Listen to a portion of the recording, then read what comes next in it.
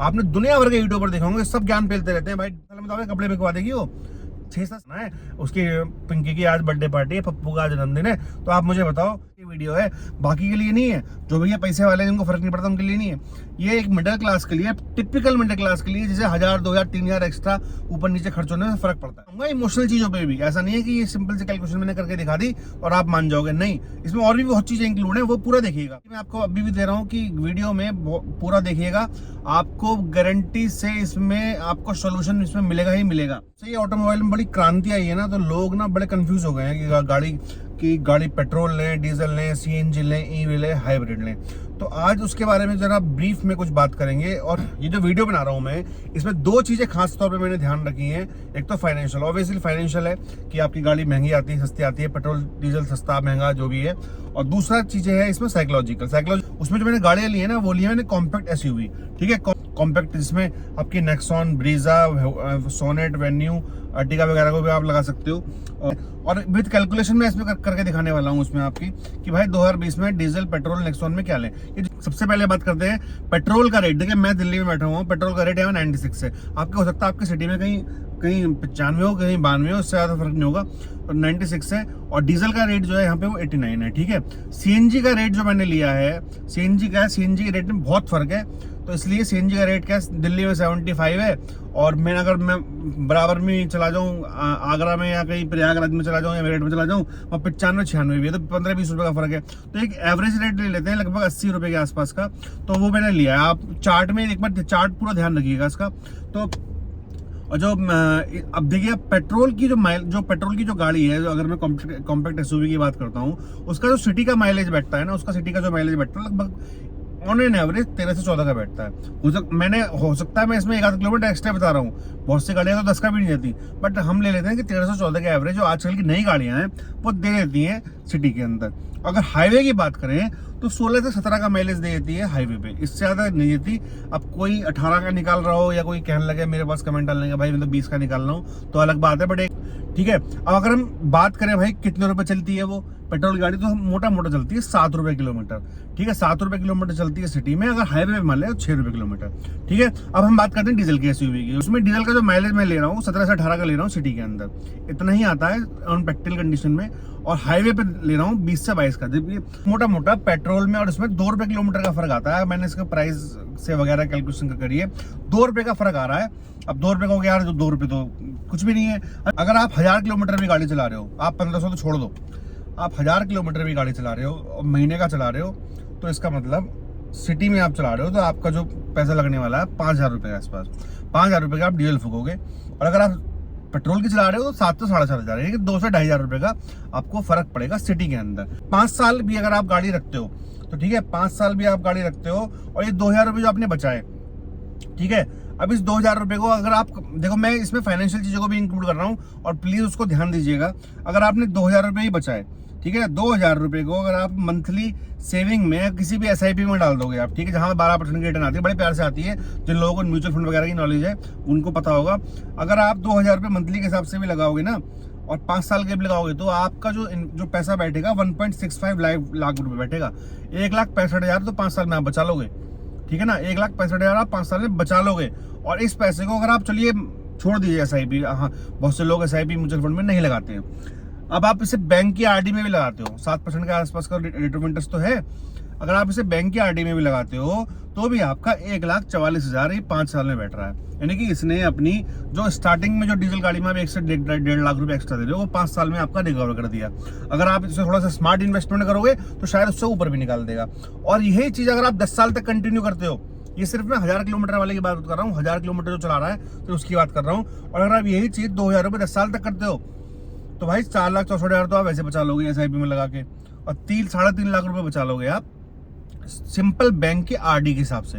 Bank की 2000 रुपए की मैंने आरडी कर दी तो 3.5 लाख तो आपने वैसे बचा लिए, ठीक है। अब ये तो होगी फाइनेंशियल कैलकुलेशन। तो कुल मिला के आपका 10 साल में ही फायदा है और आपका 5 साल में ही फायदा है। अभी मैं आऊंगा इमोशनल चीजों पे भी। ऐसा नहीं है कि ये सिंपल सी कैलकुलेशन मैंने करके दिखा दी और आप मान जाओगे, नहीं, इसमें और भी बहुत चीजें इंक्लूड है, वो पूरा देखिएगा, ठीक है। अब ये तो हो गई भैया। अब मैं 1500 किलोमीटर वाली पे आता हूँ। 1500 किलोमीटर अगर आप गाड़ी चलाते हो लगभग ऑन एन एवरेज, तो आप 3000 रुपये के आसपास बचा लोगे। हो सकता है आप इससे ज्यादा बचा लो, बट हम 3000 मोटा मोटा पकड़ लेते हैं, 3000 बचा लेगा तो आप 5 साल में 2.5 लाख रुपये बचाओगे, 2.47 लाख। और अगर आप यही चीजें 10 साल तक चलाओगे, 10 साल तक अगर आप यही 3000 रुपये इन्वेस्ट करते रहोगे, तो 6,97,000 की मोटा मोटा 7 लाख रुपए की सेविंग तो आपने 10 साल में कर ली। मोटा मोटा 7 लाख रुपए की सेविंग 10 साल में कर ली, ठीक है। तो 7 लाख रुपए मुझे लगता है अच्छा खासा हैंडसम अमाउंट होता है, ठीक है। अब चलते हैं भी आगे। और अगर आप आरडी के हिसाब से चलोगे तो भी 5,22,000 रुपए की सेविंग आपने कर ली। देखिए, इसमें मुझे पता है आपके दिमाग में बहुत चीज आ जाऊंगी कि 10 साल का चक्कर है, 15 साल का चक्कर है, मैं उस पर भी आऊंगा। मैं सीएनजी की बात करता हूँ। देखिए, अब ये तो मैंने पेट्रोल डीजल का लिया है। सीएनजी को अगर आप लेते हैं तो भाई सीएनजी का आज के टाइम में सीएनजी और डीजल में बहुत ज़्यादा फर्क नहीं है। अगर दिल्ली का आप छोड़ दें, दिल्ली में मुश्किल 58 का फर्क आ रहा है, 58 का 50 पैसे का मुश्किल से फर्क आ रहा है पर किलोमीटर में। बट अगर आप बाकी शहरों की बात करेंगे ना, तो जो सीएनजी किसी किसी शहरों में पेट्रोल से महंगी हो गई है, ऑल्दो माइलेज देती है, तो आप सीएनजी को डीजल वाले पैरामीटर में आप रख सकते हैं। ऑलमोस्ट डीजल और सीएनजी का खर्चा ऑलमोस्ट आज की तारीख में सेम है, तो बहुत ज़्यादा फर्क नहीं है, इसलिए मैं सीएनजी को इसमें ज़्यादा इंक्लूड नहीं कर रहा हूँ। तो डीजल और पेट्रोल की बात चल रही थी। अब आप कहोगे भाई 1.5 लाख तो मैंने 5 साल में बचाए, या मैंने 3 लाख 10 साल में बचाए। अब मैं दूसरी चीज़ पे आता हूँ। देखो, पेट्रोल की जो गाड़ी है ना, बहुत से मेरे भाई ये भी कहेंगे कि पेट्रोल की मेरे तो 20 का दे रही है, 22 का दे रही है। हो सकता है आपकी गाड़ी दे रही हो, मगर मैक्सिमम मैच्योरिटी ऑफ जो कार है 90%, अगर आप छोटी गाड़ी भी लोगे ना, लोकल में 10-12 का माइलेज बड़ी मुश्किल से निकालती है। ये है क्योंकि पेट्रोल की जो फ्यूल है उसकी नेचर ही ऐसी है, वो जल्दी इंजन के अंदर बर्न हो जाता है, हल्का फ्यूल है, बहुत ज़्यादा रिफाइंड है। ऐसे डीजल क्या हैवी फ्यूल है, उसे टाइम लगता है बर्न होने में। दूसरा आते हैं हम भाई 10 साल और 15 साल के चक्कर पे। अब देखो, अगर आप दिल्ली एनसीआर में रह रहे हो, दिल्ली एनसीआर को छोड़ के पूरे देश में मेरे ख्याल से 15 साल तो गाड़ी है ही। तो मैं कोई कन्वेंस नहीं कर रहा हूँ, इच्छा आपकी है। मैं आपको सिर्फ ये बताना चाह रहा हूँ, डीजल और पेट्रोल आज की तारीख में अगर 10 साल भी आप चला रहे हो, पहली बात तो आज की तारीख में कितने ऐसे लोग हैं जो 15 साल गाड़ी रखते हैं, कितने परसेंट है? हो सकता है आप में से कोई हो। 10 साल पहली बात तो गाड़ी 95-98% लोग गाड़ी नहीं रखते 10 साल। 10 साल जो रखेंगे या उससे बेच देंगे या कुछ भी करेंगे। 15 साल का मतलब है 15 साल 1 से 1.5% लोग होते हैं जो 15 साल गाड़ी चलाते हैं, या 12 साल भी चलाते हैं, ठीक है। तो 12 साल 15 साल वाले पहले बात तो 1 से 1.5% लोग हैं। 10 साल बहुत होते हैं। अब आपने कहा कि 10 साल बाद मेरी गाड़ी कूड़ा हो जाएगी, डीजल गाड़ी मेरी 10 साल बाद ये हो जाएगी। भाई, गलतफहमी अगर दिमाग में हो तो निकाल देना। आपकी जो पुरानी 10 साल पुरानी गाड़ियां हैं, आज भी जो दिल्ली की गाड़ियां हैं, तो अगर आप दिल्ली से बाहर रह रहे हो तो कोई मतलब ही नहीं है पेट्रोल गाड़ी लेने का। भाई, डीजल गाड़ी लो, मस्त एकदम सस्ती चलती है। सबसे बड़ी बात है, सस्ती चलती है, और पावर आपको जो डीजल दे देगा वो कोई नहीं देगा। सबसे ज्यादा पावर आपको डीजल मिलेगी, जो टॉर्क आपको डीजल में मिलेगा वो डीजल में ही मिल पाएगा, पेट्रोल में नहीं मिल पाएगा। पेट्रोल में टर्बो इंजन की बात नहीं कर रहा हूँ। पेट्रोल में अगर टर्बो इंजन में आप जाओगे तो वो तो और महान है, वो तो मतलब उसमें पावर तो आपको मिल जाएगी, बट उसका रेट भी डीजल के बराबर है और माइलेज उसका नॉर्मल पेट्रोल से और कम है। तो इसलिए टर्बो की तरफ तो मैं जा ही नहीं रहा हूँ, नॉर्मल जो नेचुरल एस्पिरेटेड इंजन है उसके हिसाब से जा रहा हूँ। डीजल गाड़ी के लिए ऐसा माहौल जो बना है वो ठीक है, वो पॉल्यूशन है, ये है, बट BS6 में कितना पॉल्यूशन है कितना नहीं है वो आपको ही पता है, वो मुझे ही पता है। गवर्नमेंट की गाइडलाइन है, गवर्नमेंट की गाइडलाइन सिर्फ दिल्ली के लिए है, पूरे इंडिया कंट्री के लिए नहीं है। मैं दिल्ली के लिए भी कह रहा हूँ, 10 साल भी अगर आप चलाते हो तो भी आपका बेनिफिट है। 10 साल में तो आप इतना पैसा बचा लोगे जितनी उस गाड़ी की कॉस्ट नहीं है, ऊपर से टेंशन फ्री, टेंशन नहीं है, कुछ नहीं, पावर आपको मिलेगी। रीजन अब आते हैं साइकोलॉजिकल रीजन पे। साइकोलॉजिकल रीजन क्या है? देखिए, साइकोलॉजिकल रीजन ये है, मैं एक मिडिल क्लास की बात कर रहा हूँ, जो लोग कंसर्न रहते हैं, जिन लोगों को फर्क पड़ता है 1-2 रुपए बचने से, 2-3 रुपए बचने से, महीने का 3,000 रुपए, उन लोगों के लिए वीडियो है। अगर आपके पास पेट्रोल की गाड़ी है, 12, 13, 14 का माइलेज देती है, तो डेफिनेटली अगर आपको जाना कि ना भैया पिंकी के फूफा के यहाँ जाना है, बगल के सोनीपत, दिल्ली से मैं फॉर एग्जांपल ले रहा हूँ कि भाई सोनीपत जाना है, उसकी पिंकी की आज बर्थडे पार्टी है, पप्पू का जन्मदिन है, तो आप मुझे बताओ कितना वो क्या हुआ, ओहो यार 1500 का तेल हो जाएगा। साइकोलॉजिकल रीजन है, उसमें स्ट्रेस रहेगा। ये है, ये फैक्ट है, मैंने देखा है। डीजल में उसे CNG में इतना फर्क ना पड़ता हो। आप पेट्रोल डलवाओ, सुई ऐसे करती है जैसे पता नहीं क्या कर रहा हो। पेट्रोल में, डीजल में सुई इतनी जल्दी नहीं करती, टाइम लगता है सुई करने में। CNG पे का भी थोड़ा सा डिस्कस कर लेते हैं। भाई CNG पे पहले बात तो डीजल के बराबर चलने लगी है। दूसरा, आप परफॉर्मेंस में कॉम्प्रोमाइज करोगे, हर जगह झटके मारेगी, 100, 150, 200 किलोमीटर बाद लाइन में खड़े रहोगे आप।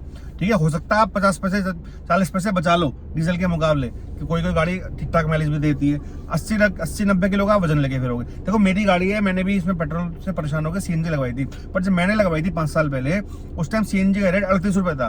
तो भाई 38 रुपए में तो मैंने इसमें मजा ले लिया पूरे। आज की तारीख में 75-80 है सीएनजी, कोई मतलब नहीं है, वही रेट चल रही है जो डीजल चलती थी। बट सीएनजी से अच्छा है भाई आप डीजल की तरफ जाओ, 10 साल चलाओ, सुखी रहो। 10 साल पेट्रोल में आदमी बसता है कि गाड़ी यार छोड़ो यार कम चलाऊं, इसलिए पेट्रोल की गाड़ी कम चलती है। बट हाँ, अगर आपकी रनिंग है भाई 200-300 किलोमीटर है, महीने में मुझे 300 किलोमीटर 350 किलोमीटर से ऊपर चलानी ही नहीं है, मेरे जरूरत ही नहीं पड़ती। मैं किसी शादी में जाता हूँ या आप रिटायर्ड एम्प्लॉई है, बहुत कम चलती है, तो डेफिनेटली आप पेट्रोल की तरफ जा सकते हो, वो कोई प्रॉब्लम नहीं है। बट अगर आपकी गाड़ी 900-1000 किलोमीटर भी चल रही है तो भी डीजल की गाड़ी फायदेमंद है। ये जो मैंने कैलकुलेशन दिखाई है ये आप देख लीजिएगा। अगर कोई आप लोग मेरी बात से इत्तेफाक रखते हो तो भाई इसमें कमेंट करके लाइक कर दीजिएगा। अगर लोग 2-2 हजार से गाड़ियां पेट्रोल खरीदते हैं, कुछ लोग तो मैंने ऐसे भी देखे पेट्रोल की मतलब नई डीजल की सफारी बेच दी सिर्फ इसलिए कि पेट्रोल की सफारी लेनी है। अरे भाई मतलब लोगों की हिम्मत कहां से आ रही है पता नहीं। इतनी बड़ी बड़ी एसयूवी जो लोग पहले खरीदते नहीं थे, डीजल की भी आसानी से नहीं खरीदते थे, वो पेट्रोल की ले रहे हैं। उन्हें लग रहा है 15 साल चलेंगे। भाई 15 साल में तो आपके कपड़े बिकवा देगी वो। 6 7 8 10 साल बहुत होते हैं। अगर आप 10 साल बाद अपनी गाड़ी, आपकी डीजल की गाड़ी भी 10 साल पुरानी, तो भी आपको आप सोचो कबाड़ हो गई, वो स्क्रैप होगी। कोई स्क्रैप नहीं होती। आप OLX पर डालो, पंजाब से, हिमाचल से, उत्तराखंड से लोग भी जाए। मेरे पास भी स्विफ्ट थी, अच्छे रेट में बेची मैंने, खूब चला के, 9 साल पुरानी थी, 9.5 साल गाड़ी चलाओ भैया, बेच दो। अगर आपके दिमाग में है कि भाई पेट्रोल से मैं माइलेज निकाल लूंगा, 20 का माइलेज दे रही है पेट्रोल की गाड़ी, 25 का दे रही है, तो ये गलत फहमी बिल्कुल दिमाग से निकाल देना। बहुत से लोग क्या होता है जब माइलेज टेस्ट करते हैं तो माइलेज ओरिएंटेड होके गाड़ी चलाते हैं, मतलब देखते रहते हैं स्पीड कम कर देंगे, 80 के आसपास गाड़ी चलाएंगे। बट एक नॉर्मल मिडिल क्लास आदमी जब ऑफिस जाता है डेली, तो वो इन चीजों में इतना ध्यान नहीं देता। उसकी गाड़ी चल रही है, जहाँ उसे खींचनी होगी वो खींचेगा, जहाँ उसे रोकनी होगी वो ब्रेक लेगा। तो भाई कुल मिला के बातें, तब ऐसी कंडीशन में जो माइलेज देती है गाड़ी वो वही देती है लोकल में 12-13-14, 12-13-14, 12-13-14। अगर ज्यादा बड़ी गाड़ी है तो भाई फिर तो वो तो 10 का, 8 का, 9 का ही देगी, 7 का ही देगी। तो ये कंडीशन है। मेरा जो मानना है, देखिए मैं पेट्रोल डीजल उसके खिलाफ नहीं हूँ। हाइब्रिड को और इलेक्ट्रिक को मैं इसलिए इसमें इंक्लूड नहीं कर रहा हूँ, उसकी जो कॉस्ट है, रनिंग कॉस्ट है, डीजल के बराबर ही पड़ने वाली है। अगर आप, बहुत से रिव्यू मैंने भी देखे, आप भी देख लीजिएगा। बट उसके जो रेट है भाई वो 5-6 लाख रुपए एक्स्ट्रा है। मतलब वो आप चलिए उसके बारे में एक अलग से वीडियो बनाएंगे। सेम ईवी में है। ईवी से तो खैर मैं बिल्कुल कन्विंस नहीं हूँ, ईवी तो सक्सेसफुल है ही नहीं इंडिया में। अगर जो लोग उसको सक्सेसफुल मान रहे हैं वो अगले 1-2 साल में उनको समझ में आ जाएगा ईवी इंडिया में सक्सेसफुल नहीं है यहाँ के हिसाब से। उसके बारे में हम अलग से बात करेंगे। तो पेट्रोल, सीएनजी, डीजल, ये चीजों पे मैंने आज एक बार रखा था। सीएनजी पे, और हो सकता है मान लीजिए डीजल गाड़ी लेने पे आपको 10-50 हजार रुपए का लॉस भी हो, तो उस 50 हजार रुपए का लॉस लेना तब भी फायदेमंद है। क्यों मैं बोल रहा हूँ, साइकोलॉजिकल रीजन जो मैंने इसमें इंक्लूड किया था, इसलिए फायदेमंद है भाई। आप 10 साल टेंशन लोगे, कभी पेट्रोल की यहाँ नहीं चलाओगे, वहां नहीं चलाओगे, डीजल में कम से कम आदमी खुल के तो चलाएगा, आप उसकी जहाँ इच्छा जाएगा तो सही। अगर आपको 50 हजार रुपए का मान लीजिए लॉस आया भी कुल मिला के, वैसे तो आएगा नहीं, बट आपके हिसाब से 50-60-70 हजार की गाड़ी आपकी रीसेल में कम भी की। वैसे हालांकि डीजल कोई कम नहीं है। आप देखो 10 साल पुरानी गाड़ी जाके OLX पे कोई रेट, सेकंड हैंड गाड़ी में कोई रेट टूटने को राजी नहीं है। बट फिर भी अगर आपकी 50-60-70 हजार रुपए गाड़ी कम भी बिकी, 9.5 या 9.5 साल पुरानी, तो भाई आपने उसका बेनिफिट भी तो बहुत ले लिया। 10 साल में आपको पावर ज्यादा मिली, माइलेज ज्यादा मिला, पंप ज्यादा मिला, कोई स्ट्रेस नहीं, साइकोलॉजिकल तो घूमना पड़ता है यार, पेट्रोल की गाड़ी 2000 का तेल पी जाएगी और सीएनजी में लाइन में खड़ा है, इस तरह की टेंशन तो नहीं है। आज की तारीख में देखो मेरा यह मानना है 2022 में भी बहुत सी कंपनियां बंद कर रही हैं डीजल की गाड़ी। बहुत सी कंपनी का, मारुति नहीं किया या टोयोटा वगैरह ने किया, वेन्यू के पास, टाटा के पास और हुंडई के पास अभी भी डीजल की गाड़ी आ रही है। अभी भी आज की तारीख में भी डीजल की गाड़ी फायदेमंद है अकॉर्डिंग टू मी। 2023 में क्या होगा, 2024 में क्या होगा, फ्लेक्स फ्यूल आएगा, क्या होगा क्या नहीं होगा, वो मुद्दा अलग है, वो जब आएगा तब पता लगेगा। आज की तारीख में डीजल की गाड़ी तब भी फायदेमंद है। बहुत धन्यवाद, फिर मिलते हैं। Thank you so much.